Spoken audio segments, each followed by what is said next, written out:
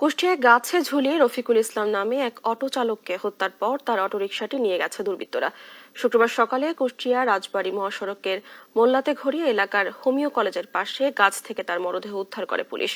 এই ঘটনায় বিক্ষুব্ধ এলাকাবাসী মহাসড়কে মরদেহ রেখে বিক্ষোভ করেন। এতে কুষ্টিয়া রাজবাড়ী মহাসড়কের যান চলাচল বন্ধ হয়ে যায়। পরিবারের দাবি, অটো ছিনতাইয়ের জন্য রফিকুলকে হত্যা করা হয়েছে। জড়িতদের গ্রেফতারের অভিযান চালাচ্ছে পুলিশ। ইরফান রানার ক্যামেরায় কুষ্টিয়া থেকে নাহিদ হাসান তিতাসের রিপোর্ট, জানাচ্ছেন আব্দুল্লাল মারুফ। এভাবেই কুষ্টিয়া রাজবাড়ী মহাসড়কের মোল্লাতে ঘড়িয়া এলাকায় গাছে ঝুলছিল অটোরিকশা চালক রফিকুল ইসলামের নিথর মরদেহটি। বৃহস্পতিবার অটোরিকশা নিয়ে বাড়ি থেকে বের হন রফিকুল। এরপর আর বাড়ি ফিরে আসেননি। শুক্রবার সকালে খবর মেলে রফিকুলের মরদেহ ঝুলছে কুষ্টিয়া রাজবাড়ী মহাসড়কের পাশে গাছের ডালে। পরিবারের দাবি, রফিকুলের সঙ্গে কারো বিরোধ ছিল না। অটোরিকশা ছিনতাইয়ের জন্য তাকে হত্যা করেছে দুর্বৃত্তরা। আমার বোন বলতে তোর আব্বা এখানে ঝুলিয়ে আছে, আমি এখনো বিশ্বাস করতে পারছি না। আমার বাবার সাথে কোনো শত্রুতা ছিল না কারোর। এটা অটো চিন্তা ছাড়া আর কিচ্ছু না। এটা অটো চিন্তা, এরা বড় এরকম হচ্ছে, প্রশাসন টাকা খায় এরকম সব কেস সব দাবা দিচ্ছে এরকম সব।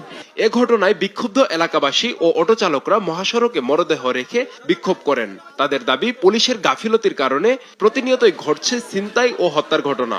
আমাদের কোনো নিরাপত্তাই নাই রোডে।